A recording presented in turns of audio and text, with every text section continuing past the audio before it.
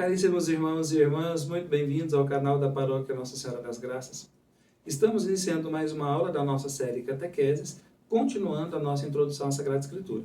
Na aula anterior, nós vimos a conclusão dos livros sapienciais e uma pequena introdução aos livros proféticos. E agora nós vamos dar andamento, nós vamos dar sequência ao nosso estudo dos livros proféticos. Por isso, nós vamos iniciar a nossa aula rezando. Em nome do Pai, e do Filho, e do Espírito Santo. Amém. Ó Espírito Santo, dai-me um coração grande, aberto à vossa silenciosa e forte palavra inspiradora, fechado a todas as ambições mesquinhas, alheio a qualquer desprezível competição humana, compenetrado do sentido da Santa Igreja. Um coração grande, desejoso de se tornar semelhante ao coração do Senhor Jesus. Um coração grande e forte para amar a todos, para servir a todos, para sofrer por todos.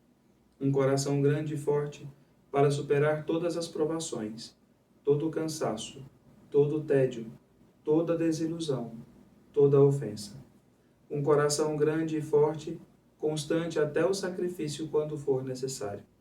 Um coração cuja felicidade é palpitar com o coração de Cristo e cumprir humilde, fiel e virilmente a vontade do Pai. Amém. Divino Espírito Santo, iluminai-nos e conduzi-nos. Em nome do Pai, e do Filho, e do Espírito Santo. Amém. Bom, vamos agora para o nosso conteúdo, O conteúdo dessa nossa aula. Nós vamos nos deter de maneira mais pormenorizada dos profetas do século VIII adiante, que são aqueles que nós chamamos profetas escritores, os que tiveram e deixaram alguma obra escrita, ou deles mesmos, ou por meio de seus discípulos ou secretários. Os profetas do século XI, X e IX, vamos passar por eles assim bastante en passant, para termos um conhecimento do que foi o profetismo nesses séculos. Porém, nós vamos falar um pouco mais detidamente dos profetas do século VIII adiante. Na Sagrada Escritura, profeta é aquele que fala em nome de Deus para o povo do seu tempo, ainda que ele vaticine eventos futuros. Por exemplo, nos textos proféticos relativos ao Messias, nós vamos encontrar textos que vão se cumprir apenas em Jesus. Porém, os profetas têm como horizonte imediato o seu tempo e escreve para o seu tempo. Por isso, o contexto no qual o profeta vive é bastante importante para nós compreendermos a sua atividade e compreendermos a sua mensagem. A experiência que o profeta tem de Deus lhe revela a santidade do Senhor e, ao mesmo tempo, lhe comunica a sua vocação e a sua missão. Em sua grande maioria, os profetas bíblicos, eles são profetas vocacionados, ou seja, chamados pelo Senhor para exercer uma missão no povo de Deus. O evento no qual o Senhor se comunica ao profeta, lhe confere, lhe reveste daquela missão a qual ele é incumbido, reveste-se de uma singular importância, porque é o evento vocacional por excelência onde o profeta se descobre chamado para o serviço do Senhor. Numa palavra, o profeta ele é um místico, ou seja, um místico construtivo, chamado a contemplar o Senhor na oração para desenvolver por meio da ação aquilo que o Senhor lhe pede. Vaticínios contra Israel, ou contra Judá, ou contra os povos vizinhos, ou contra os reis, ou contra os falsos profetas, ou contra o povo, enfim. Onde o Senhor envia o profeta, ali ele realiza ou a pregação, ou o oráculo, ou a ação profética em nome de Deus. Toda a vida do profeta é um sinal, ele inteiro. O seu matrimônio, quando o profeta é casado, ou o seu não matrimônio, quando o profeta é celibatário, como Jeremias, a sua vida pública, toda ela é um sinal divino, um sinal de Deus para o povo. O profeta está persuadido de que fala em nome do Senhor. Tal alegação está explícita na forma Ko-Amar Yahvé. Assim fala o Senhor. Para que a palavra do profeta fosse validada e pudesse ser distinguida da palavra dos falsos profetas, ou dos profetas chamados profissionais, os profetas dos templos, o Deuteronômio dá os seguintes critérios. Primeiro, o cumprimento da profecia, se aquilo que o profeta disse se cumpriu. Depois, a conformidade de seu ensino com a doutrina tradicional, com toda a doutrina precedente. A palavra do profeta ela não pode ser díspare e nem contraditória com a doutrina. Depois, a coerência de vida do profeta, que deve manifestar-se na linha do javismo. Os livros proféticos que foram escritos em Israel, por ordem cronológica, são os seguintes. No século VIII foram escritos Amós, Oséias e a primeira parte do livro de Isaías, Isaías 1 a 39, e o livro do profeta Miqueias. No século VII e século VI são os seguintes profetas: Sofonias, Naum, Abacuque e Jeremias. Profetas do período do cativeiro, século VI ainda, o profeta Ezequiel e a segunda parte do livro do profeta Isaías, do 40 ao 55. Depois do cativeiro, no século VI ainda, o segundo Isaías, né? Isaías 40 a 55, profeta Ageu e primeira parte do livro de Zacarias, Zacarias 1 a 8. Profetas do século V, Isaías 34 a 35, 24 a 27, esses trechinhos de Isaías, são do século V, ainda o profeta Malaquias e o profeta Abdias. Profetas do século IV, Joel e a segunda parte do livro de Zacarias, Zacarias 9 a 14. Esses tempos de escrito dos livros não acompanham necessariamente o período de atividade do profeta. O profeta pode ter agido um pouco antes e o livro pode ter sido escrito um pouco depois. Vamos agora nos profetas do século VIII. Amós, primeiro profeta no qual nós vamos nos deter um pouquinho. Ele é o primeiro profeta que deixou registrada a sua atividade em um livro, o livro do profeta Amós. Segundo Amós 1:1, ele é originário de Tecoa, localidade ao sul de Belém, pastor de gado, cultivador de sicômoros, um fruto semelhante ao figo, que era furado para deixar sair os insetos que entravam nele. Ele profetizou no Reino do Norte, a gente chama Reino do Norte, que é a região de Israel, né, no norte, na Samaria, no tempo de Jeroboão II, por volta do ano 750. Ele foi alertado pelo sacerdote do santuário de Betel, Amazias, para deixar Israel e ir para o sul, para Judá e Jerusalém, exercer lá a sua profecia e ganhar o seu dinheiro como os profetas profissionais da sua época. Vejamos aí que no século VIII já havia os profetas profissionais que viviam em torno dos santuários e dos templos. Ele, porém, objeta, né, o sacerdote Amazias, porque ele não é um profeta profissional como os demais que ganham dinheiro com suas profecias. Ele é um profeta chamado por Deus. Ele é vocacionado pelo Senhor. Amós é o profeta da justiça. Seu livro é uma compilação dos seus discípulos posteriores a ele, ou de alguns círculos proféticos, e de oráculos e de pregações por ele proferidas em várias situações. O livro de Amós, ele é quase uma compilação de oráculos desse profeta. Num período de grande prosperidade material, que é o período de Amós, o século VIII, o povo de Deus havia se desviado do Senhor e deixado de lado as ordens do Senhor para praticar desordens de todo tipo. E aí a gente vai ver nos oráculos de Amós, que são oráculos bem contundentes, ele falando contra a vida faustosa do povo de Israel em Israel. Tanto os chefes do povo, quanto os sacerdotes, enfim. Aqueles que deveriam, por exemplo, cuidar e zelar do povo, que deveriam cuidar da causa da viúva, do órfão, daqueles que eram os mais desprotegidos e mais vulneráveis da sociedade, se viam cercados de poderes e regalias e descuidavam da causa dos pequenos. A desordem política seguia-se a uma desordem moral e uma desordem religiosa, ou seja, toda a vida do povo de Israel, no Reino do Norte, estava comprometida, não era uma vida que agradava ao Senhor. A riqueza concentrada nas mãos de poucos deixava muitos na miséria e na indigência, sobretudo as viúvas e os órfãos. A religião, ao contrário de uma vida moralmente reprovável, a vida religiosa era faustosa, adornada com belas ofertas, com grandes ofertas votivas, com ofertas generosas para o templo, que dava aos judeus a sensação de cumprirem os seus compromissos para com Deus. Eu vou lá no templo, eu dou o meu dinheiro, eu dou a minha oferta, cumpro o meu dever religioso, pronto, eu estou quites com o Senhor, né? A série de oráculos do capítulo 1 e do capítulo 2 começa com a reprovação de 6 nações: Damasco, Gaza, Tiro, Edom, Amon e Moabe. Porém, o profeta parte da reprovação ao estilo de vida e aos pecados, não são os pecados dessas nações, para depois enumerar os pecados de Israel. O Senhor concedeu ao seu povo, que é um povo santo, um povo eleito, um povo privilegiado diante de todas as outras nações, graças e dons especiais. Por isso mesmo esse povo precisa ser especialmente fiel ao seu Deus. Essa fidelidade vai voltar depois também na pregação de Oséias, essa fidelidade falta ao povo de Deus porque o seu coração se tornou um coração empedernido em virtude da riqueza.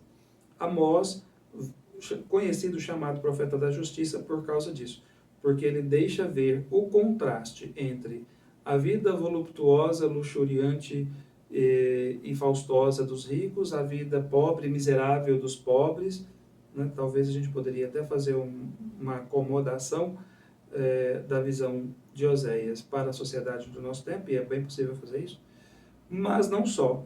Como essa vida rica, faustosa, cheia de dinheiro, cheia de bens e cheia de comodidades, esfriou o coração e a prática religiosa se tornou uma hipocrisia.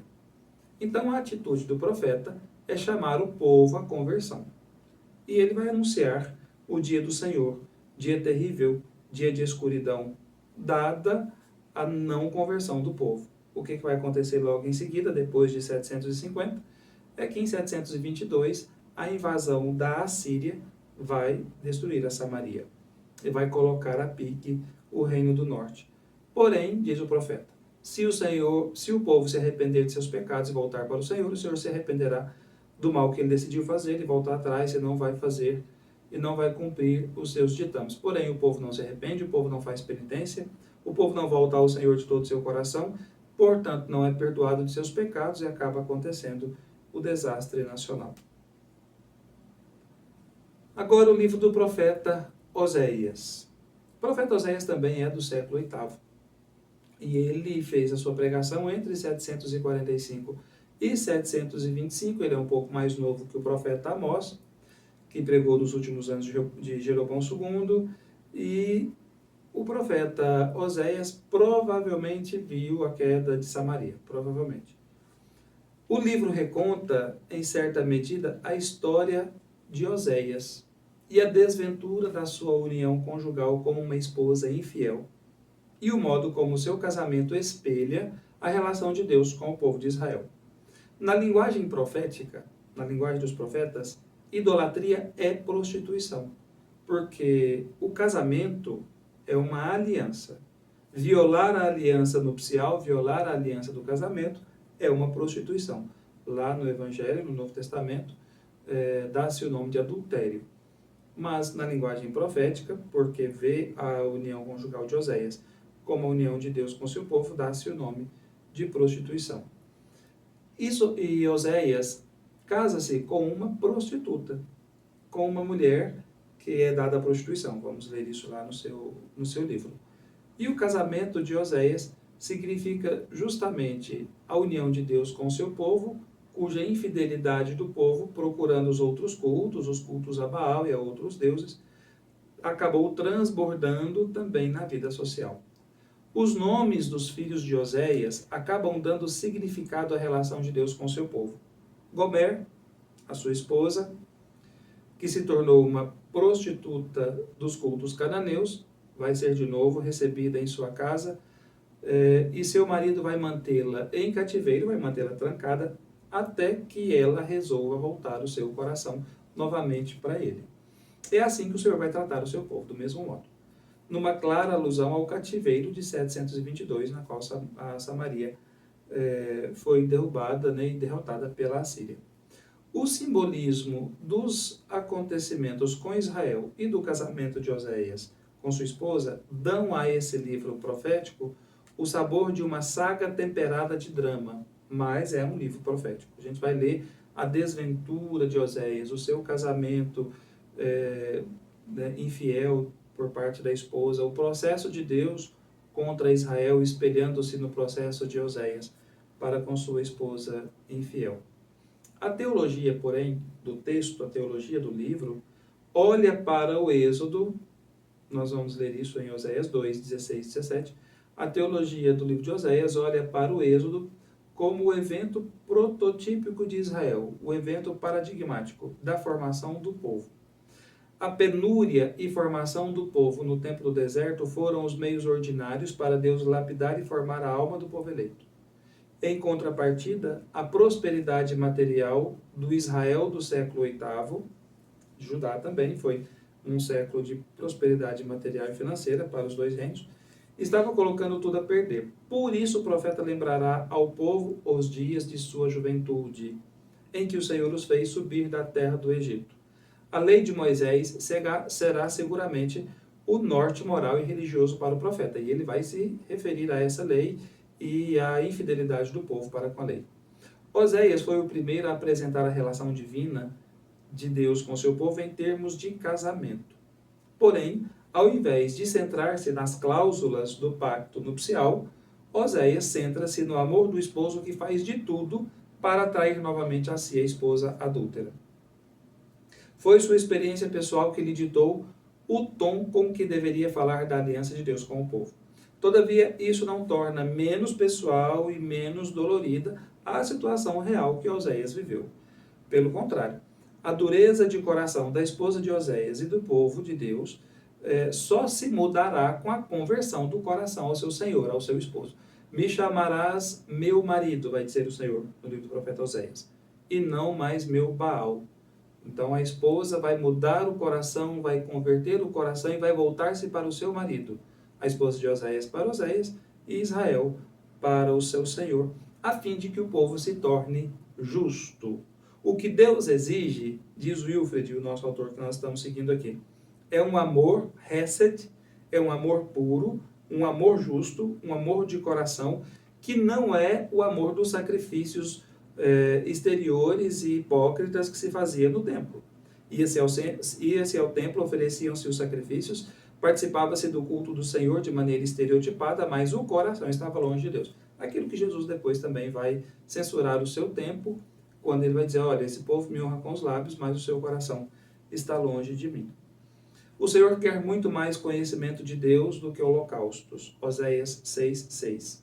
O caminho para a aceitação de Deus por meio do amor e da consciência está aberto e será plenamente revelado em Jesus. Isso aqui é extremamente importante, porque agora a adesão ao Senhor não é mais, é claro, que ainda houve na história da humanidade, depois de Oséias, muitos séculos depois, uma comunidade inteira, um povo inteiro aderindo à fé no Senhor, porque o monarca aderiu, por exemplo, à conversão de Carlos Magno, se dará assim, né?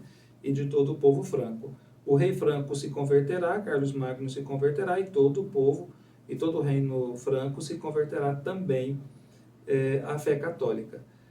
Porém, já está patente em Oséias que a conversão é um processo individual. É um processo de uma decisão do coração, uma aceitação de cada pessoa. Vamos lá no primeiro livro de Isaías, ou na primeira parte do livro de Isaías, depende, cada um chama primeiro Isaías, segundo Isaías, terceiro Isaías, ou primeira parte, segunda parte, terceira parte, tanto faz. Interessa que o livro foi dividido em 3 partes e nós vamos agora nos debruçar um pouquinho sobre a primeira parte do livro de Isaías, Isaías 1 a 39.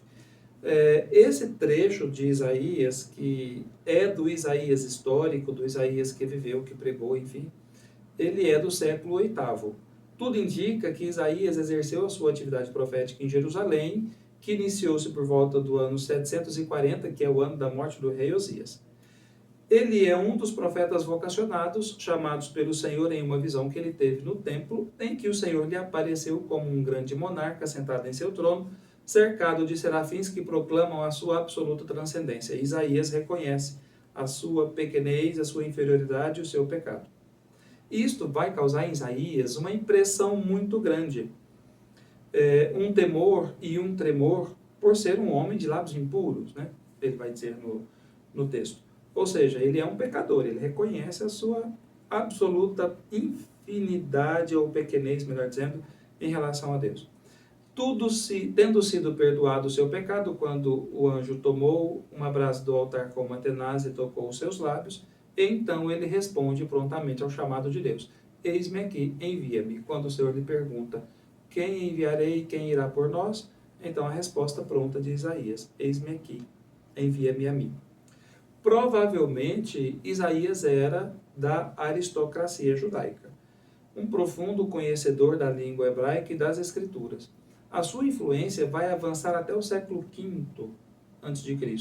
Então, a influência do profeta Isaías perdurará por 3 séculos, por meio de uma escola de discípulos que reproduziram seus textos e oráculos e textos inspirados depois na atividade de Isaías. Assim como o rei Salomão, vimos na aula anterior a respeito dos livros sapienciais. Assim como o rei Salomão é tido em Israel como um rei de grande sabedoria, e a ele são reputados livros que não foram escritos no período em que ele reinou, foram escritos muitos séculos depois. Também com Isaías e os grandes profetas de Israel acontecerá algo semelhante. O texto da primeira parte do livro de Isaías, que chamamos primeiro Isaías, ataca o luxo em que Judá vivia. A missão de Isaías, porém, é uma missão em glória. E nós vamos ver isso se repetir incansavelmente nos profetas. Eles pregam, eles pedem o retorno do povo a Deus, eles pedem a conversão do coração, eles pedem que o povo faça penitência, que se arrependa de seus pecados, mas o povo permanece de coração duro, o rei permanece de coração duro, os sacerdotes, enfim. E a palavra do profeta não encontra eco na vida do povo.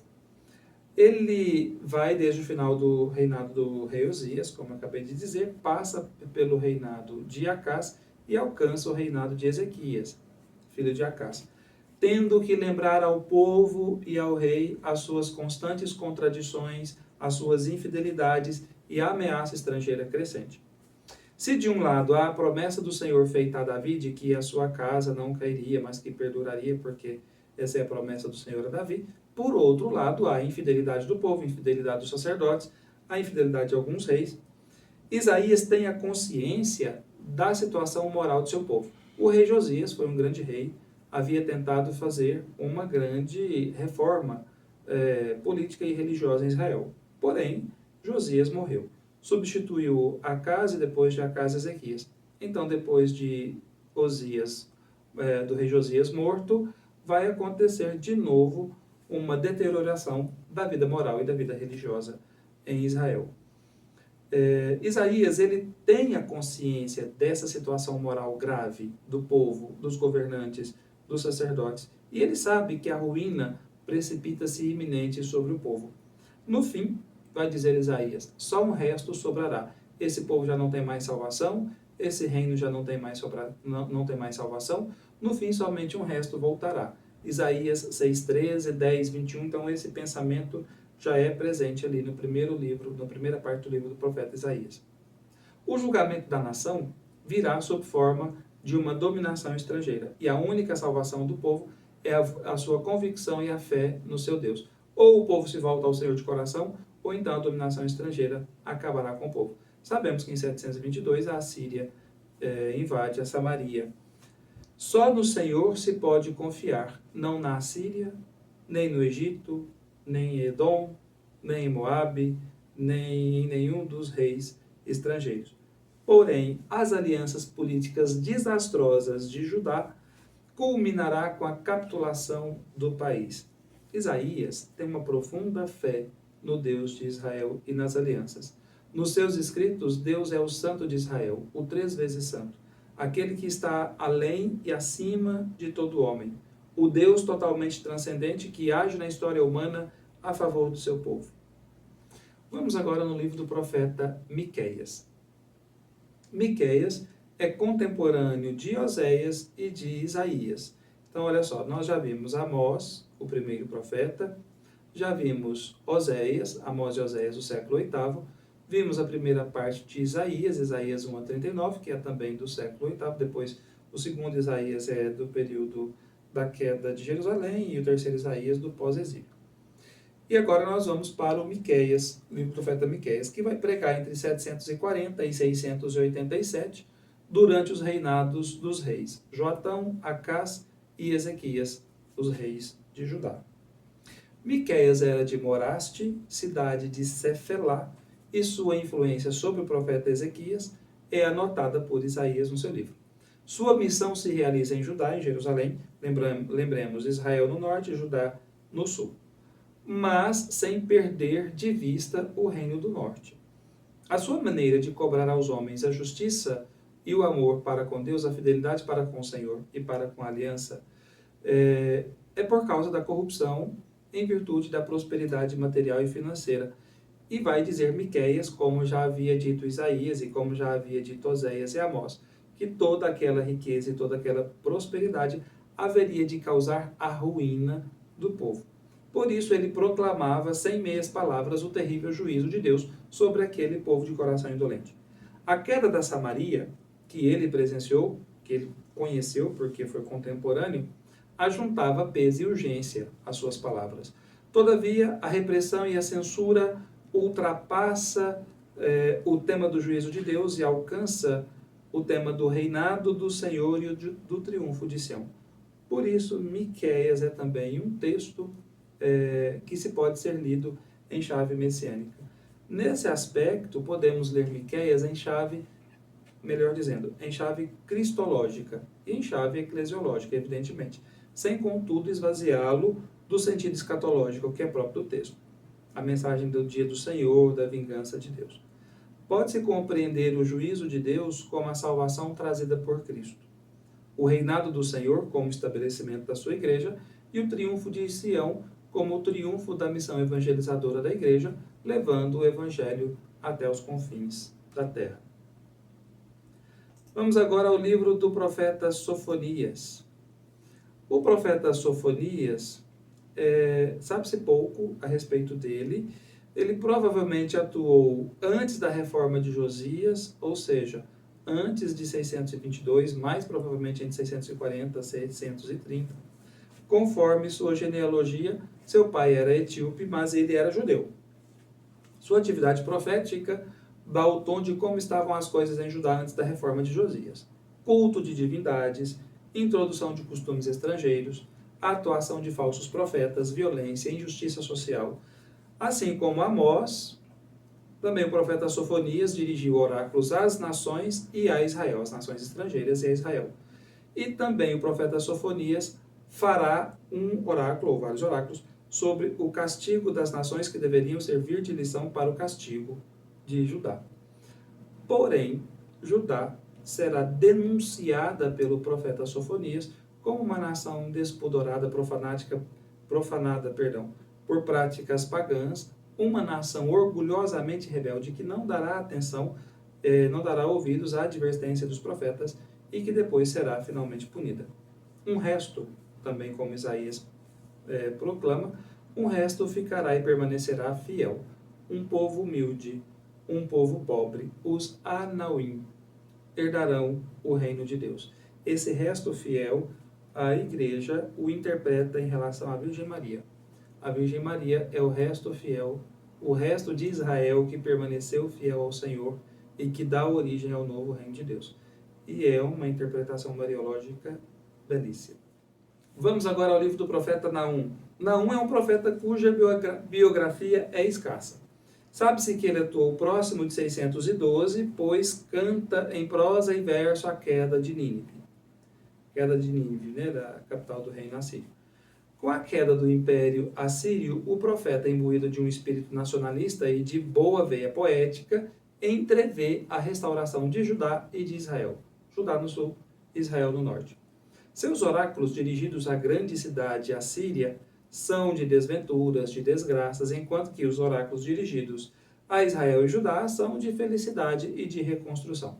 Apesar de toda a excitação com a derrota da Síria e a queda de Nínive, nós descobrimos por meio desse profeta a convicção de que a queda da Assíria, a queda de Nínive, são a expressão da justiça divina, ou o castigo divino para os crimes acumulados pelo reino da Assíria.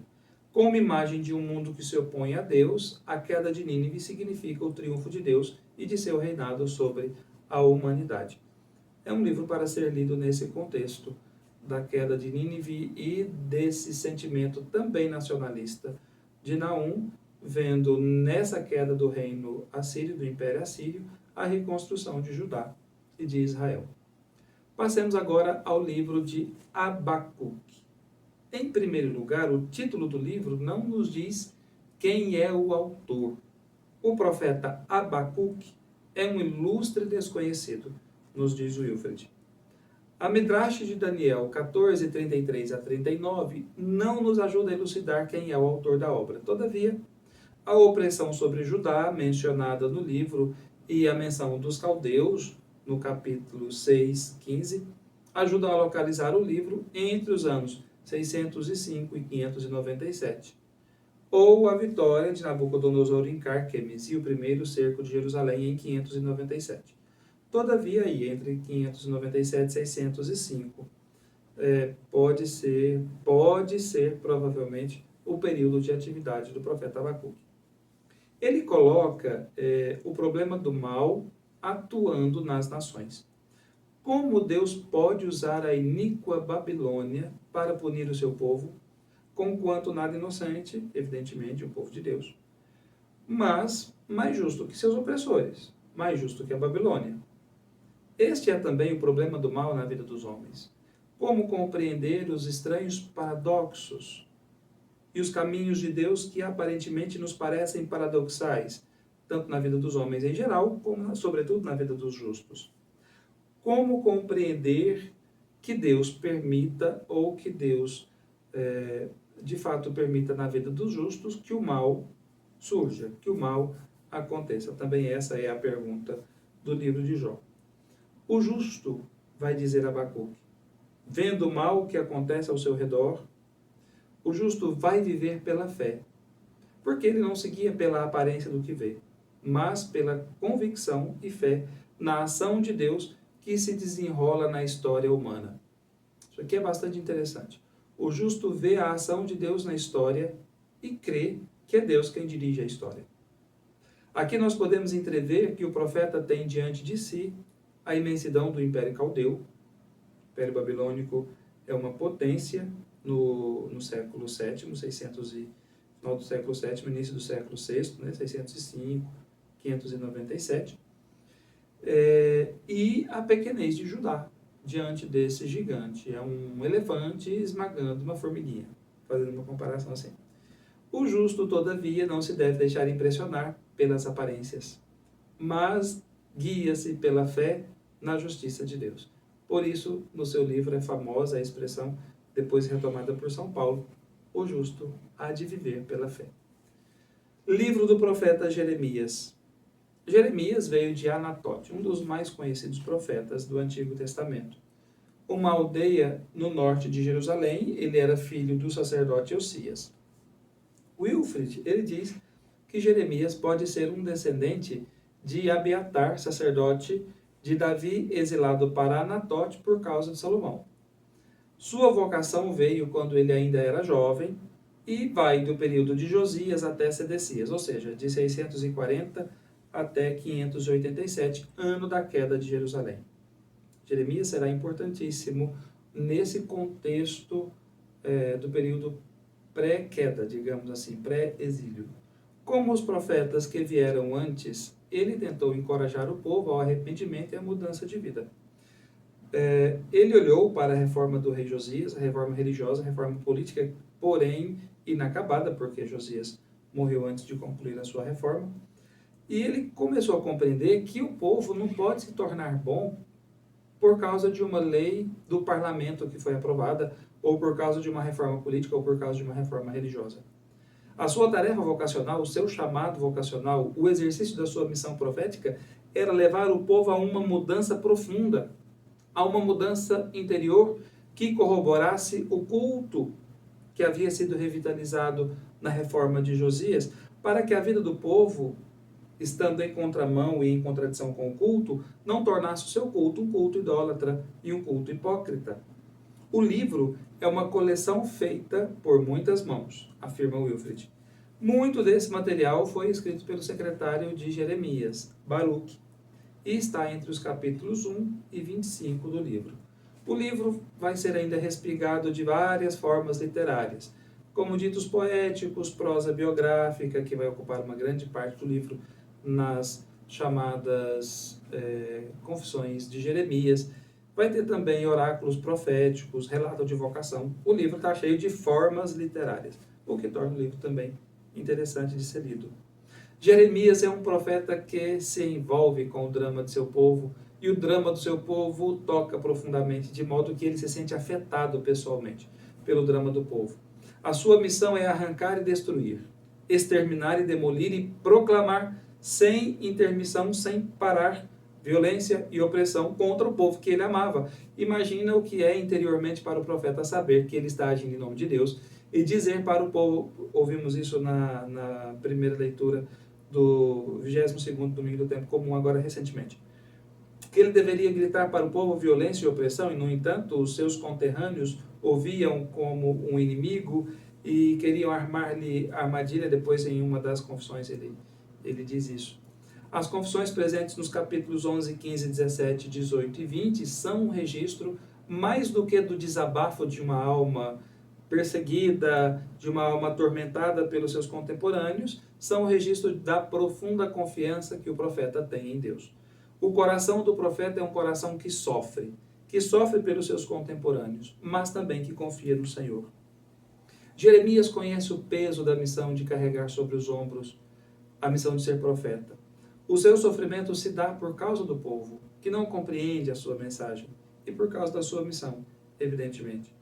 Os demais profetas até aceitaram docilmente o chamado do Senhor. Para Jeremias, porém, o chamado do Senhor é um fogo que consome os seus ossos, que o faz arquear de dor, que lhe custa intenso sofrimento. Ele debate-se com Deus, como Jó, anos mais tarde. Ele se opõe à doutrina tradicional da retribuição e salienta a responsabilidade pessoal face à responsabilidade coletiva. A sua vida, porém, é uma via dolorosa, diz Wilfred. Era convicto de que Deus puniria Judá com a vara da Babilônia. Isso ele não esconde em momento algum.